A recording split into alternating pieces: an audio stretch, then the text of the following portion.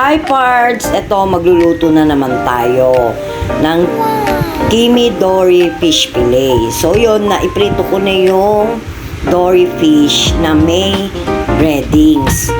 So naglagay tayo ng mantika. Syempre maggigisa-gisa. Mukhang ihahagis na naman. Ayan guys. Syempre alam nyo na, bawang diba? O diba? Yummy yan guys. Lahat po na nilalagay natin. May mga ano to guys, may mga sustansya. So yan, nilagyan ko ng sibuyas, syempre. Diba? Lahat naman, lahat ng gulay, kapati yung mga bawang sibuyas na yan. Nice. Sustansya yan, pards. Ayan. So nilagay na namin yung sweet and sour jokran. Ayan. Yan ang nakakasarap dyan. Ano pang silbi niya kung wala niyan guys? Mga pards, diba? Masarap yan guys. Napakasimple lang na ito lulutuin natin at napakadali.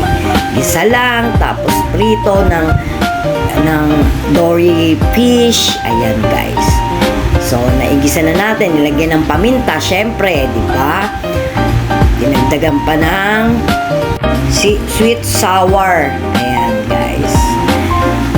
Diba? So, pakuluin muna natin. Diba? Syempre, para masarap. At nilagyan ng puting sibuyas pards. Nice. Ayan, diba? Yummy-yummy yan pag natapos yan, guys. Syempre, ang bell pepper natin. Syempre, may sustansya din yan. Diba? Alam nyo na kung anong meron sa bahay. Diba? Yan lang ang gagawin natin. Pero to, sakto to, guys. Wala akong dinagdag. Wala sobra. Yan po talaga ang aming luto sa dory fish fillet. Ayan. So, yan. Siyempre, ang sibuyas. Diba? Yummy, yummy. Marami. So, pagkatapos niyan, napakadali lang pards. Pagkatapos niya, halu-haluin. Ayan. Diba?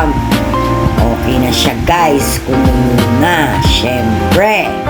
So, inilagay na yung dory fish na pinrito natin kanina. So, paglagay niyan, guys, syempre, alam niyo na, guys, alam niyo na itong lutong to. Tapos na ang gisa natin, so, ilagay na natin siya, guys. So, yung mga ibang dory fish, inilagay namin sa lalagyan, tapos may dory fish na nakalagay dyan, guys, sa ginisa namin. Para may malutong, may hindi. Nice! Diba? So, ayan, tapos na ang ating niluluto, mga pards. Yummy-yummy na naman. Kakain na naman tayo, mga pards. Okay na naman ang dory fish natin, fish fillet pards. Ayan.